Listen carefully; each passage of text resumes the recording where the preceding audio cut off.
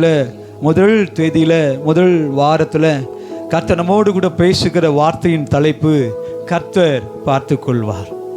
இன்னைக்கு நம்மோடு கூட பேச வேண்டிய வார்த்தையின் தலைப்பு கர்த்தர் பார்த்து கொள்வார். இன்னைக்கு நாம் என்னென்ன சூழ்நிலையோடு, என்னென்ன தேவையோடு, அல்லது என்னென்ன குழப்பத்தோடு, என்னென்ன பயத்தோடு வந்திருக்கிறீங்களோ, ஆண்டவர் உங்களை பார்த்து சொல்றாரு கர்த்தர் பார்த்து கொள்வார். வாசிக்கலாம். மத்திய தின சுவிசேஷ புஸ்தகம் 14ஆம் அதிகாரம் அதனுடைய 31வது வசனத்தை வாசிக்க கேட்போம். மத்திய தின சுவிசேஷ புஸ்தகம் 14:30. காற்று பலமாய் இருக்கிறதை கண்டு பயந்து அமிழ்ந்து போகையில், ஆண்டவரே என்னை ரட்சியும் என்று கூப்பிட்டான். உடனே இயேசு கையை நீட்டி அவனை பிடித்து, அற்ப விசுவாசியே, ஏன் சந்தேகப்பட்டாய் என்றார். நல்ல கவனிக்கணும் இந்த வார்த்தை. ஸ்தோத்திரம். காற்று பலமாய் இருக்கிறதை கண்டு. இன்னைக்கு காற்று, இது பேதுரு பிரயாணப்பட்டு போறாரு. அந்த அதிகாரத்தை நீங்க வாசிக்கும் போது உங்களுக்கு தெரியும். அப்போ காற்று பலமாய் இருக்குது. அப்போ காற்று பலமாய் இருக்கிறதை கொண்டு எல்லாரும் இயேசுவை கூப்பிடுறாங்க. அப்போ இயேசு கூப்பிடும்போது ஆண்டவர் 25வது வசனம் 4ஆம் சாமத்தில் ஆண்டவர் கடலின் மேல நடந்து வருகிறார். எதுக்காக? இவங்க கூப்பிட்டதுனால ஆண்டவர், இவங்க எங்க இருக்கிறாங்க இப்போ அப்படின்னா நடு கடல்ல இருக்கிறாங்க. நல்லா கவனிக்கணும். நடு கடல்ல இன்னைக்கு ஸ்தோத்திரம் ஆண்டவர் தனித்து இருக்கும்படி ஜெபம் பண்ணும்படி அவன் தனித்து போறாரு. அப்ப இவங்க படவில் ஏறி அவன் நடு கடல்ல போன உடனே ஒரு பலத்த காற்று, ஒரு பெருங்காற்று, இவங்களால எதையும் யோசிக்க முடியாத ஒரு பெருங்காற்று. அவள் ஒரே ஒரு எண்ணம் வருது, அவளைதான் நம்ம வாழ்க்கை முடிய போகுது. அவங்க எண்ணம், எல்லாருடைய எண்ணம் அவளைதான் நம்ம சாக போறோம், இனி நாம கரை போய் சேருவோம் என்பதற்கு வாய்ப்பு கிடையாது, நம்ம சாக போறோம். அப்ப அந்த சூழ்நிலையில அவன் பேதுரு ஆண்டவரை கூப்பிடுறாரு. எப்படி? காற்று பலமா இருக்கிறத கண்டு பயந்து, ஆண்டவரே அப்படின்னு கூப்பிடுறாரு. இன்னைக்கு உங்க வாழ்க்கையிலும் அநேக குழப்பங்களை கண்டு, அநேக சூழ்நிலை கண்டு இன்னைக்கு பயந்து போயிருக்கிற உங்களை பார்த்து கர்த்தர் சொல்றாரு. ஆமீன். அது கீழே 31வது வசனம். உடனே கூப்பிட்ட உடனே இயேசு கடலின் மேல் நடந்து வந்து, உடனே இயேசு அவன் கையை பிடிச்சி, அற்ப விசுவாசியே, நான் படகுல இருக்கும் போதுதான் அற்புதம் செய்வேன்னு நினைக்கிறியா? அல்லது நான் பக்கத்தில் இருக்கும் போதுதான் என்னுடைய மகிமை வெளிப்படும் நினைக்கிறியா? நான் அதுதான் வேத வசனம் சொல்லுது. அவர் சமீபத்திற்கு மாத்திரமல்ல தூரத்திற்கும் தேவனாய். அப்ப ஆண்டவர் சொல்றாரு, ஏன் அற்ப விசுவாசி, ஏன் சந்தேகப்படுற? காற்று வந்துச்சு. அப்ப ஒருவேளை அவன் படகு அப்ப அமிழத்தக்கதாக அப்படி அழுது மடிந்து போகிற அளவுக்கு காற்று வந்துச்சு, உண்மைதான். ஆனா எல்லா சூழ்நிலையிலும் நான் உங்களோடு கூட இருக்கிறேன் என்பதை நீ என்ன பண்ண மாட்டேன்ற? விசுவாசிக்க மாட்டேன்ற. இன்னைக்கு நாம கூட சில ஜபம் நம்ம பண்றோம், சின்ன சின்ன பலவீனங்களுக்கு பண்றோம். ஆண்டவரே விடுதலை தாரும், ஆண்டவரே இந்த பிரச்சனை மாற்ற. சின்ன சின்ன பிரச்சனைக்கு அதே பெரும் காற்று, பெரும் கொந்தளிப்பு, நம்மால சுமக்க முடியாத பாரம் நமக்குள்ள வரும்போது நாமும் என்ன பண்றோம் அப்படின்னா ஆண்டவரை கூப்பிடுறது கிடையாது. இன்னைக்கு கூப்பிட்ட உடனே அந்த வார்த்தை சொல்லுது, இயேசு அவன் கையை பிடித்து, அற்ப விசுவாசியே, ஏன் சந்தேகப்படுற? கடலுன்னு வந்தா என்ன இருக்கணும்? சொல்லுங்க, கடலுன்னு வந்தா என்ன இருக்கணும்? கடல் என்னென்ன இருக்கும்? பீச்சில் என்னென்ன இருக்கும்? எல்லா உயிரினும் இருக்கும். ரைட். அடுத்தது கடல் என்ன இருக்கும்? கடல்ல மணல் இருக்கும். அடுத்தது கடல்ல தண்ணி இருக்கும். வேற சொல்லுங்க. கடல் அந்த தண்ணி எப்படி இருக்கும்? உப்பா இருக்கும். சரி, வேற என்ன இருக்கும்? சொல்லுங்க. கடல்ல என்ன இருக்கும்? சொல்லுங்க. பீச்சு பார்த்து போய்க்கிறோமா இல்லையா? மணல் இருக்கும், என்னது எல்லா உயிரினும் இருக்கும். ரெண்டாவது என்ன சொன்னாங்க? தண்ணி இருக்கும். அடுத்தது இப்பதான் கடல் இருந்தா அலை. சொல்லுங்க. கடல் இருந்தா அலை இருக்கும். அப்ப கடல்ல அலை வருது. அப்ப அலை இயல்பு. ஆனா இவங்க சூழ்நிலை பார்க்கும்போது இவங்க சொல்றாங்க, ஆண்டவரே, அந்த வார்த்தை சொல்லுது, நாங்கள் என்ன பண்ண போறோம்? மடிந்து போக போறோம். அவங்க அவங்க தீர்மானம் பண்ணிட்டாங்க. இனி அந்த 22வது வசனத்தில் வாசிங்க பார்க்கலாம். 22வது வசனம், இயேசு ஜனங்களை அனுப்பி விடுகையில் தம்முடைய சீஷர்கள் படவில் ஏறி தமக்கு முன்னே அக்கறைக்கு போகும்படி அவளை துரிதப்படுத்தினார். அப்போ இவங்களை அனுப்பி விட்டுட்டு ஆண்டவர் தனித்து ஜெபம் பண்ணும்படி கரையில் இருக்கிறார். இவங்க எங்க இருக்கிறாங்க? கடல் இருக்கிறாங்க. ஆண்டவர் எங்க இருக்கிறாரு? 23வது வசனம், தனிமையா இருக்கிறார். அப்போ சில டிஸ்டன்ஸ் இருக்கலாம், குறிப்பிட்ட தூரம் இருக்கலாம், ஆனா ஆண்டவர் கரையில தான் இருக்கிறார். அப்ப இவங்களுக்குள்ள நாம அநேக அற்புதங்களை சீஷர் பார்க்குறாங்க, அநேக விடுதலை பார்க்குறாங்க. எந்த மனுஷனாலும் செய்ய முடியாத அநேக அற்புதங்கள் ஆண்டவர் செய்வதை இயல்பா லைவா பார்க்குறாங்க. ஆனால் அவங்களுக்குள்ள ஒரு சந்தேகம் வருது, இந்த அலையில ஆண்டவர் நம்மளை காப்பாற்றுவாரோ? இந்த பெரும் காற்றுல ஒருவேளை ஆண்டவர் நம்ம கைவிட்டுருவாரோ? ஒருவேளை ஜபம் பண்ணும்படி அவர் தனித்து போயிருக்கிறாரு, ஒருவேளை ஜபத்திலே பிஸி ஆயிட்டா, ஜபத்திலே பிஸி ஆயிட்டா, நம்ம கூப்பிட்ற சத்தம் ஆண்டவருக்கு ஒரு வேலை கேட்காதோ என்கிற ஒரு சந்தேகம் இவங்களுக்குள்ள வந்துச்சு. அப்ப ஆண்டவர் சொல்றாரு, அற்ப விசுவாசியே. ஏன் சொல்லுங்க, இந்த வசனத்தை படிங்க. அற்ப விசுவாசியே ஏன்? 30வது வசனம், அமிழ்ந்து போகையில் பலமா இருக்கிறதை கண்டு பயந்து அமிழ்ந்து போகையில் என்னை ரட்சி, என்னை காப்பாத்துங்க ஆண்டவரேன்னு கூப்பிடுறாங்க. அப்ப ஆண்டவர் வந்து ஏன் சந்தேகப்படுற? 32வது வசனம், அவர் படவில் ஏறின உடனே அவரு வாய் திறந்து அமைதலாயிரு சும்மாயிரு அதெல்லாம் ஒண்ணும் இல்லை. அவர் வந்து படகுல ஏறிட்டாரு. இந்த வார்த்தை சொல்லுது, அவர் படவில் ஏறின உடனே அந்த கொந்தளிப்பு, அந்த பயம், அந்த மறிந்து போக போறோம்ங்கிற கவலை, அந்த சந்தேகம் எல்லாம் என்ன ஆயிடுச்சு? அமர்ந்தது. அப்போ ஒரு தீர்மானம் எடுங்க, இன்னைக்கு நான் என்ன சூழ்நிலையில் இருந்தாலும் அவர் என்ன பார்க்கிறார். ஒருவேளை எனக்கு விரோதமாக எழும்பட்டும், எனக்கான ஆசீர்வாதம் இல்லாமல் போகட்டும், எனக்கான நன்மை இல்லாமல் போகட்டும், நான் தனிமையாக இருக்கிறேன், நான் வெறுமையாக இருக்கிறேன், வேலை இல்லாமல் இருக்கிறேன், ஆமாம் என்ன சூழ்நிலையோ ஒரே ஒரு காரியம் வாசிங்க. ஆதியாகமம் 22ஆம் அதிகாரம், ஒரு தெரிந்த பகுதியை உங்களுக்கு நான் காண்பித்து கொடுக்க விரும்புகிறேன். ஆதியாகமம் 22ஆம் அதிகாரம், அதில் 14வது வசனம், 22:14. ஆபிரகாம் அந்த இடத்துக்கு யெகோவா ஈரே என்று பெயரிட்டார். என்னன்னு பெயரிட்டாரு? அப்ப யெகோவா ஈரே அப்படின்னா அதனுடைய அர்த்தம் என்ன? அதனாலே கர்த்தருடைய பர்வதத்திலே பார்த்து கொள்ளப்படும் என்று இந்நாள் வரைக்கும். அப்போ கர்த்தர் பார்த்து கொள்வார். இங்க ஆபிரகாமுக்கு ஆண்டவர் அநேக வருஷத்துக்கு பிறகு ஒரு குழந்தையை கொடுக்கிறார், ஆண் மகனை கொடுக்கிறார், ஈசாக்கை. அப்ப ஈசாக்கை கொடுத்த உடனே ஆண்டவர் ஆபிரகாமை சோதிக்கும்படி 1வது வசனத்துல வாசிங்க. 1வது வசனம், இந்த காரியங்கள் நடந்த பின்பு தேவன் ஆபிரகாமை சோதித்தார். எப்படி எனில் அவர் அவனை நோக்கி ஆபிரகாமே என்றார். சரி, அப்பொழுது அவர் உன் புத்திரனும் உன் ஏகசுதனும் உன் நேசகுமாரனுமாகிய ஈசாக்கை நீ இப்பொழுது அழைத்து கொண்டு மோரியா தேசத்துக்கு போய், சரி, ஒன்றின் மேல் அவனை பலி செலுத்தணும் ஆண்டவர் சொல்றார். கவனிக்கணும், ஆண்டவர் ஆபிரகாமுக்கு ஒரு குழந்தை கொடுக்கிறார். அப்ப ஆபிரகாமுக்கு ஒரு குழந்தை கொடுத்து ஆண்டவர் ஆபிரகாமை சோதிக்கும்படி, இப்போ அவன் செல்ல பிள்ளை, அவன் நீ ரொம்ப நேசிக்கிற பிள்ளை, ரொம்ப வருஷமா காத்துட்டு இருந்த அந்த பிள்ளை எனக்காக மோரியா தேசத்தில் போயிட்டு நான் காண்பிக்கும் இடத்துல அவன் என்ன பண்ணணும்? பலியிடணும்.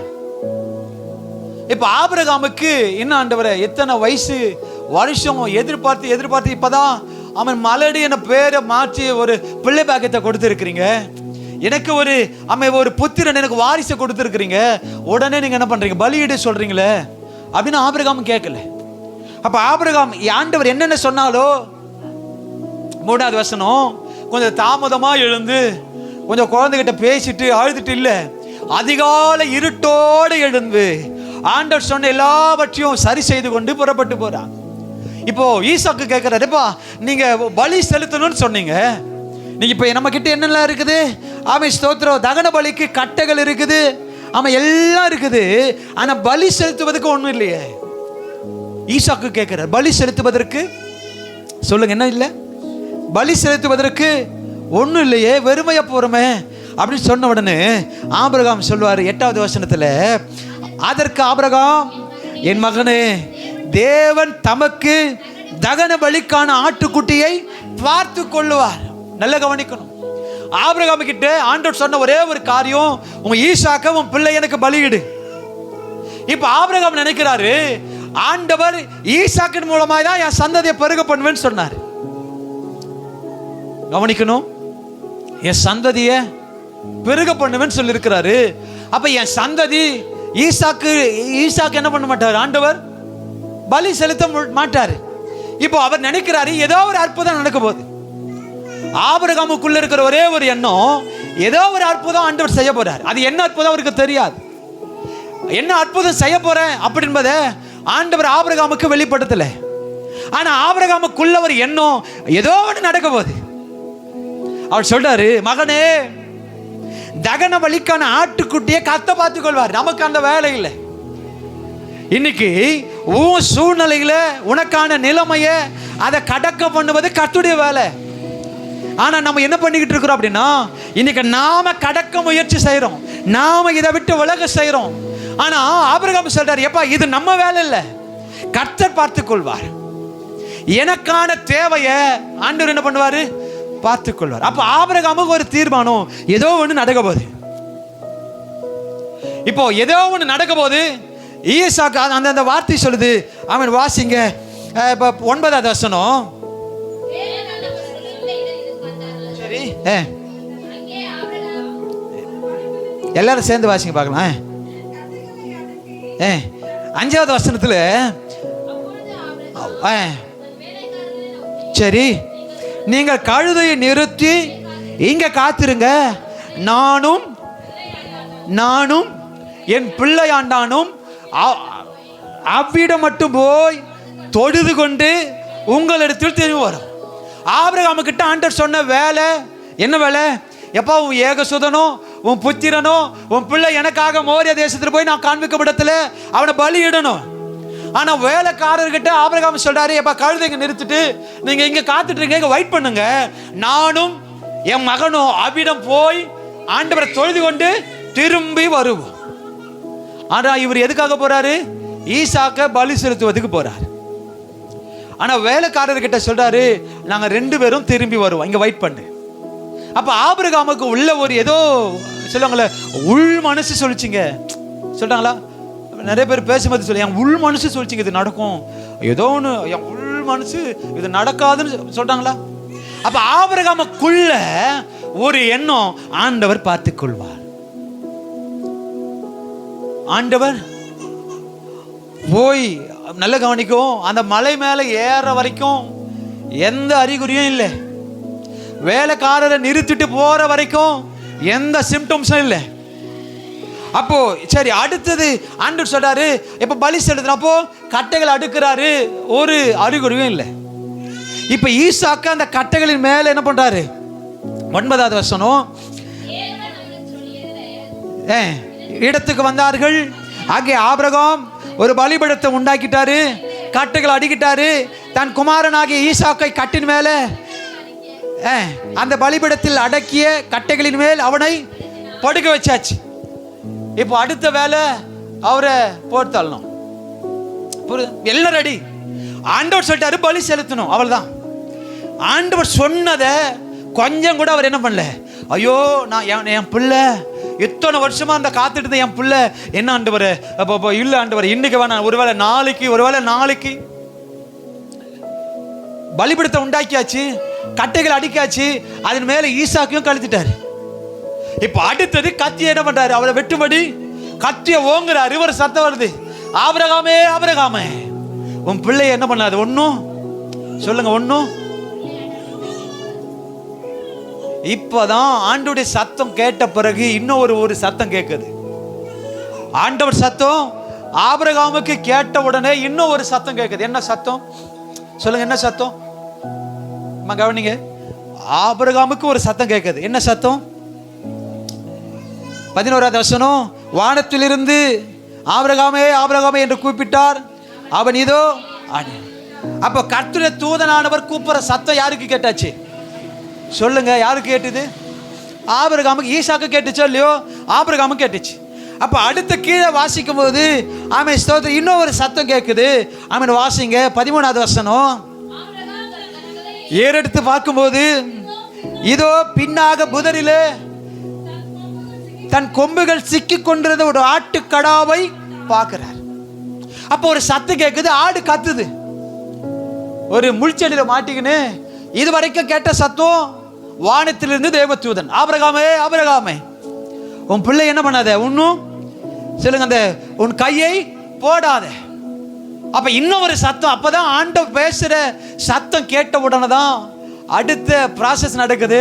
ஒரு ஆடு மலை மேல புதர்ல மாட்டிட்டு ஒரு ஆடு இருக்கு சிக்கிக்கொண்டு. அப்போ பலி செலுத்தணும். அப்ப ஆபிரகாம் சொல்றாரு, கர்த்தர் பார்த்துக் கொள்வார். இன்னைக்கு கர்த்தர் பிள்ளைகள் நாமும் அறிக்கை செய்ய வேண்டிய வார்த்தை, கர்த்தர் பார்த்துக் கொள்வார். நீ என்ன சூழ்நிலை இருந்தாலும் சொல்லுங்க, கர்த்தர் பார்த்துக் கொள்வார். அப்ப ஈசாக்கை பலி செலுத்த வேண்டிய இடத்துக்கு மாறா ஆண்டவர் ஆட்டுக்கடாவை ஆயத்தப்படுத்தினார். பலி செலுத்துவதற்கு ஆபிரகாமுக்காக ஒரு ஆட்டை ஆண்டவர் ஆயத்தப்படுத்தினார். இன்னைக்கு நாம ஆண்டவர் ஆராதிக்கிற விசுவாசிக்கிற நமக்கும் நமக்கானதை ஆண்டவர் ஆயத்தப்படுத்த மாட்டாரா? நாம சொல்ல வேண்டிய வார்த்தை, கர்த்தர் பார்த்துக் கொள்வார். ரொம்ப பிரச்சனைங்க, கர்த்தர் பார்த்துக் கொள்வார். என்னால நிம்மதியாவே இருக்க முடியல, கர்த்தர் பார்த்துக் கொள்வார். நான் சும்மாதான் இருக்கிறேன், ஆனா என் பக்கத்துல என்ன ரொம்ப நெருக்கிட்டு ரொம்ப டிஸ்டர்ப் பண்ணிக்கிட்டு சொல்லுங்க, அவங்க கிட்ட சண்டை போடாதீங்க. நீங்க சொல்ல வேண்டிய வார்த்தை, கர்த்தர் பார்த்துக் கொள்வார். அவன் அந்த வார்த்தை சொல்லுது. அதுதான் சங்கீதக்காரர் சொல்றாரு, வாசிங்க 138ஆம் சங்கீதம் 7வது வசனம். 138:7. நான் துன்பத்தின் நடுவில் நடந்தாலும் அவர் என்னை உயிர்ப்பிப்பார். ஆபிரகாம் சொல்றாரு, கர்த்தர் பார்த்துக் கொள்வார். கழுதையும் வேலைக்காரர் வெற்றி சொல்றாங்க, நாங்க அவ்விடம் போய் ஆண்டவரை தொழுது கொண்டு திரும்பி உங்கள் இடத்துக்கு வருவோம், கர்த்தர் பார்த்துக் கொள்வார். அப்ப சொன்ன வார்த்தையின்படி கர்த்தர் பார்த்து கொண்டாரா இல்லையா? அப்ப நீங்க உங்க வாயினால சொல்லணும், கர்த்தர் பார்த்துக் கொள்வார். என் வேலைக்கு ஒருத்தன் அதுக்கு டிஸ்டர்ப் பண்ணிக்கிட்டே இருக்கிறான், என் வேலையை விட்டு எப்படியாக நிறுத்தணும்னு அவன் ரொம்ப தீர்மானம் பண்றான், சொல்லுங்க, கர்த்தர் பார்த்துக் கொள்வார். சொல்லுங்க, கர்த்தர் பார்த்து. அப்ப சங்கீதக்காரர் சொல்றாரு, ஆண்டவரே என் சத்துருகளின் கோபத்துக்கு விரோதமாக அந்த கையை என்ன பண்ணுங்க, நீட்டுங்க, உமது வலதுகரம் என்னை ரட்சிக்கும். நமக்குள்ள ஒரு சந்தேகம் இருக்கக்கூடாது. தோமா சந்தேகப்பட்டாரு, நாங்க இயேசுவை பார்த்தோம், இயேசு எங்களோடு கூட பேசினார், இயேசுவை நாங்க பார்த்தோம் அப்படின்னு சொன்னதே தோமா இல்ல, அவரை நான் தான் சீலைகளினால சுட்டப்பட்டு அவரை நான் தான் என்ன பண்ணிட்டு வந்தேன், எடுத்து போய் கெடுத்துட்டு வந்தேன், அவர் உயிரோடு வருவதற்கு வாய்ப்பு இல்லை. தோமா சொல்ற, இல்ல, வாய்ப்பே கிடையாது.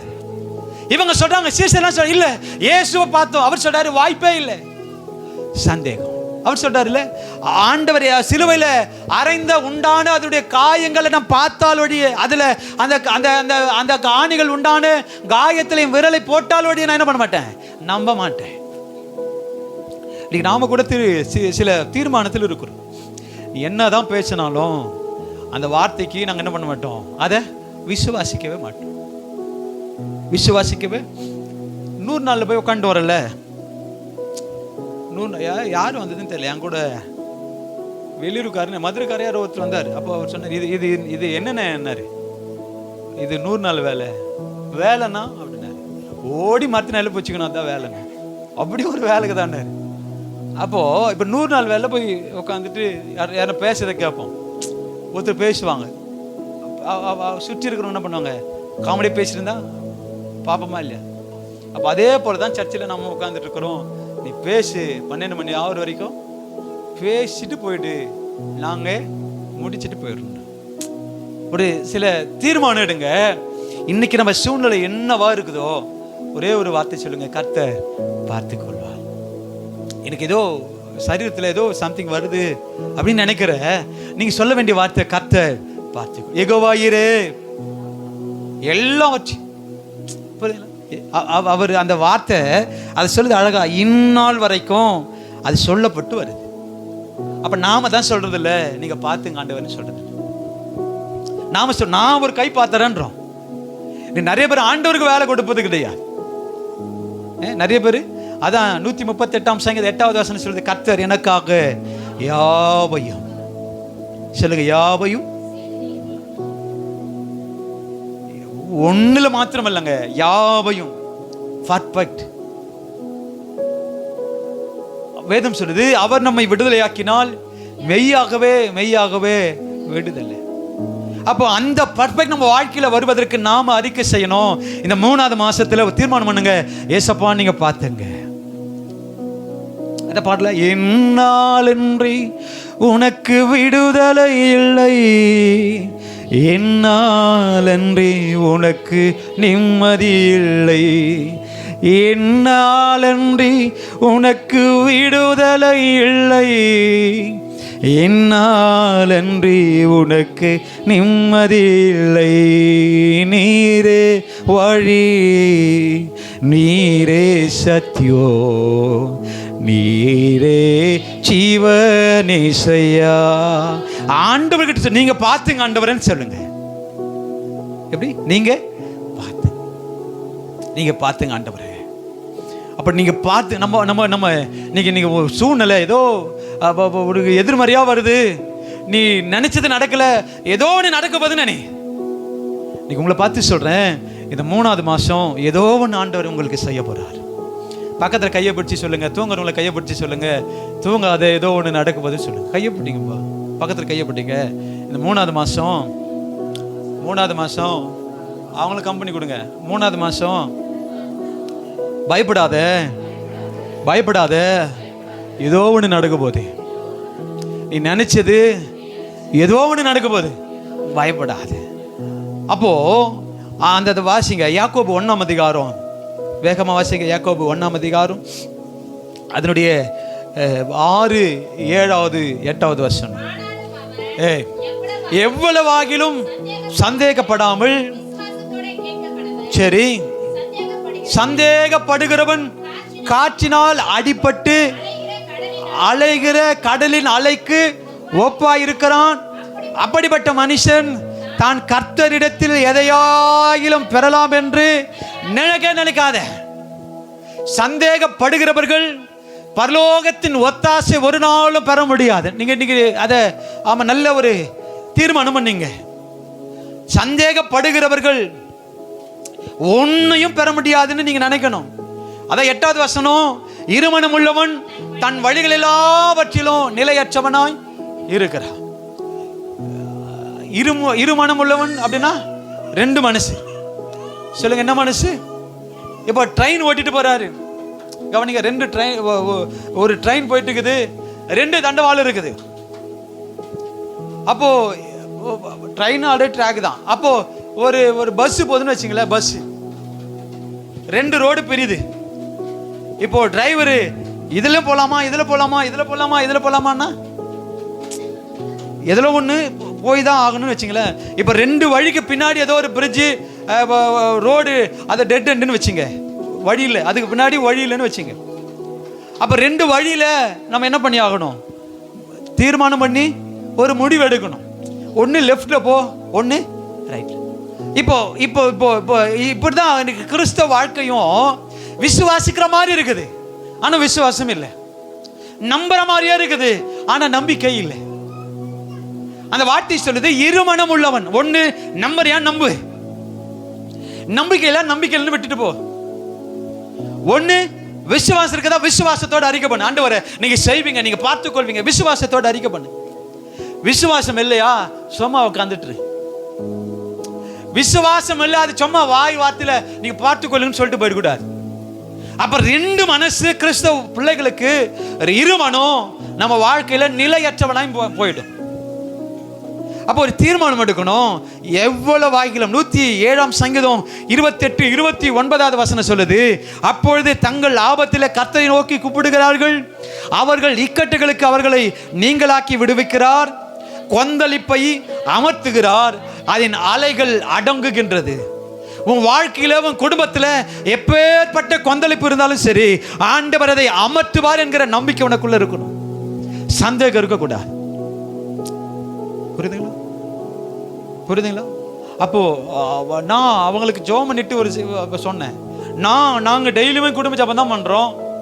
அவங்க சொன்னாங்க, நாங்கள் டெய்லியும் குடும்ப ஜெபம் தான் பண்றோம். கிட்டத்தட்ட சில மாசமா சொன்னாங்க, நாங்கள் குடும்ப ஜெபம் தான் பண்ணுறாங்க, பைபிள் படிக்காமல் போனதில்லை, பைபிள் படிக்கிறோம், குடும்பமாக உட்காந்து ஜெபம் பண்ணுறோம். எங்களுக்கு எதுக்கு? அவன் கேட்ட வார்த்தை, எங்களுக்கு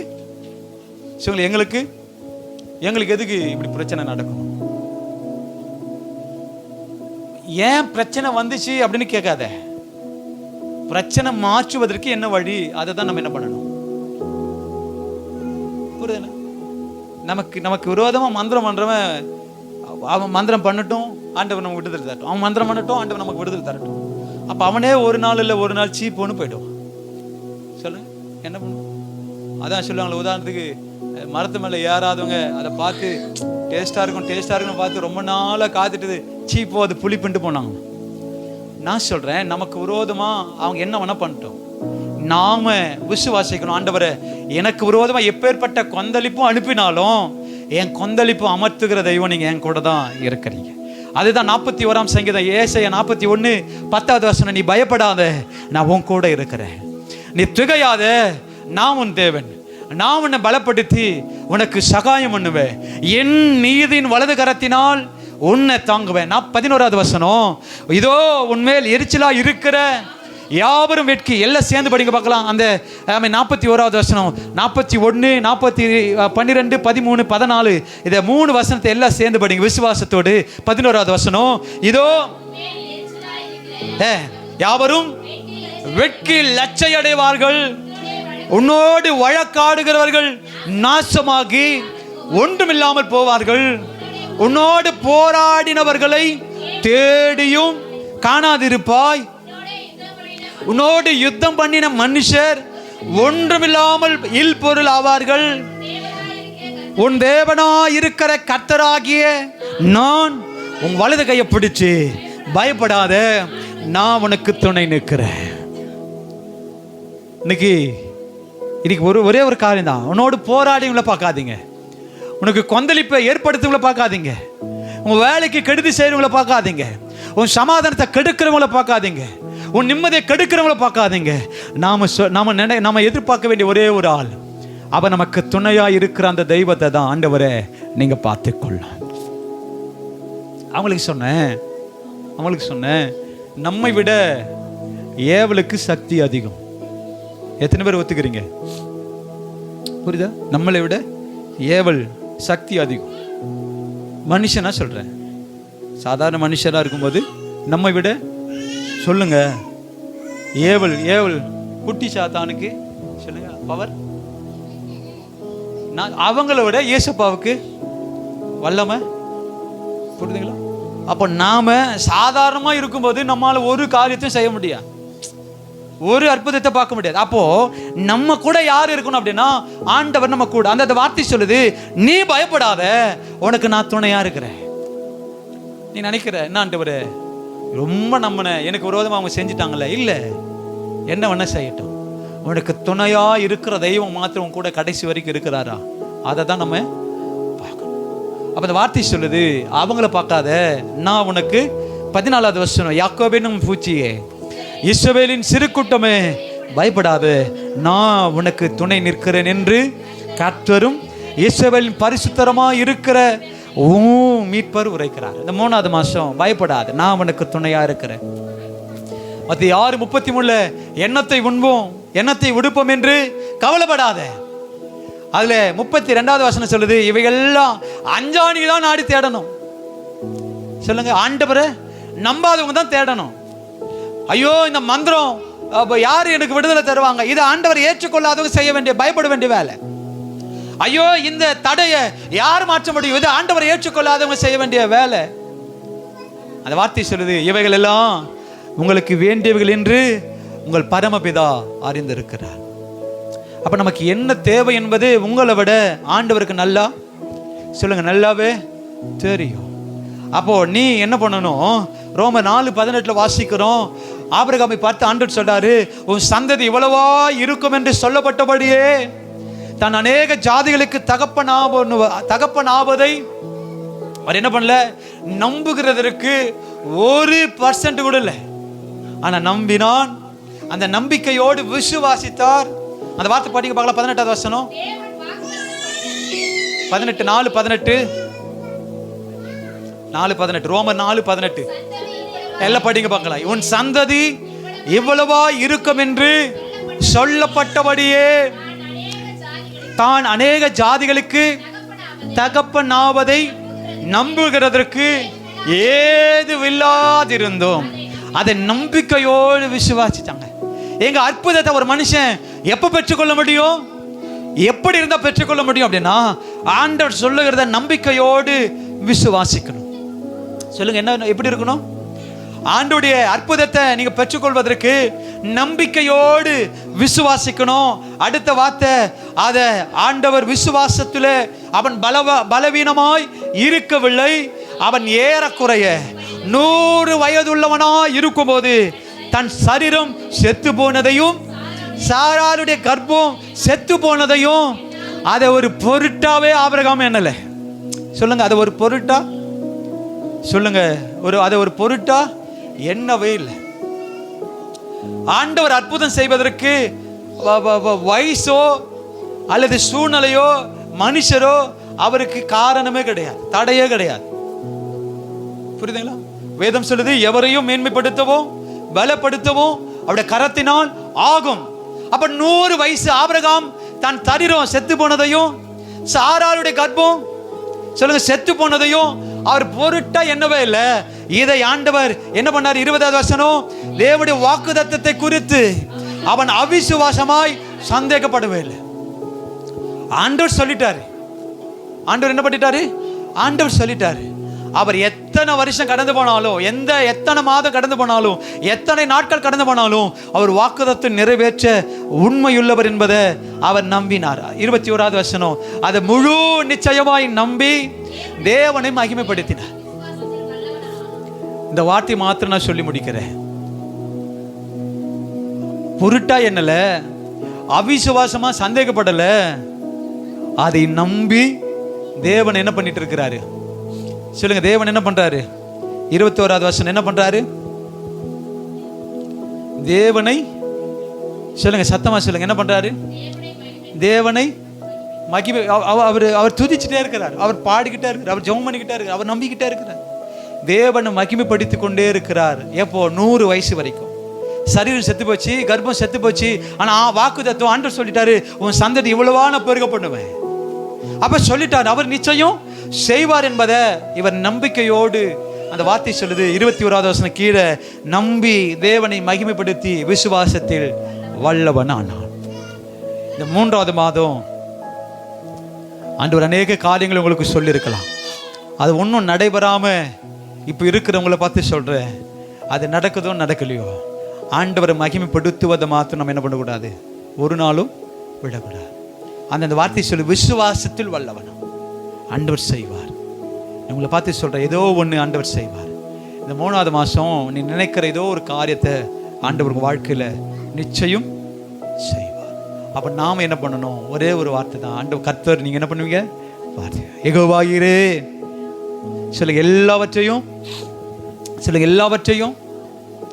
இன்னைக்கு உன் குடும்பத்தை குறித்து சொல்லுங்க. ஆண்டவரே, என் குடும்பத்தை பார்த்துக்கொள்ளும், என் கணவரை பார்த்துக்கொள்ளும், என் மனைவியை பார்த்துக்கொள்ளும், என் பிள்ளைகளை பார்த்துக்கொள்ளும், என் தேவையை பார்த்துக்கொள்ளும், என் சூழ்நிலையை பார்த்துக்கொள்ளும். யெகோவா ஈரே, எல்லாவற்றையும் அப்படியே எல்லா கண்களும் மூடி பிரைஸ் சொல்லோ, அப்படி எல்லாம் முடிந்தா முழங்கல் படிட்டு பார்த்துக்கொள்ளுங்க. ஆண்டவரே, ஓ ஹல்லேலூயா ஹல்லேலூயா சொல்லுங்க. யெகோவா ஈரே பார்த்துக்கொள்ளும், யெகோவா ஈரே பார்த்துக்கொள்ளும், யெகோவா ஈரே சொல்லுங்க, பார்த்துக்கொள்ளுங்க. ஆண்டவரே, ஹல்லேலூயா ஹல்லேலூயா ஹல்லேலூயா சொல்லுங்க. ஆண்டவரே, யெகோவா ஈரே, என் குடும்பத்தை பார்த்துக்கொள்ளுங்கப்பா, என் சூழ்நிலையை பார்த்துக்கொள்ளுங்க. ஆண்டவரே, என் தேவையை பார்த்துக்கொள்ளுங்க. ஆண்டவரே, ஹalleluya ஹalleluya ஹalleluya praise the Lord. அழைத்தவர் உன்னை வரவா, அபிஷேகம் செய்தவர் வரவா. அழைத்தவர் உன்னை வரவா, அபிஷேகம் செய்தவர் வரவா.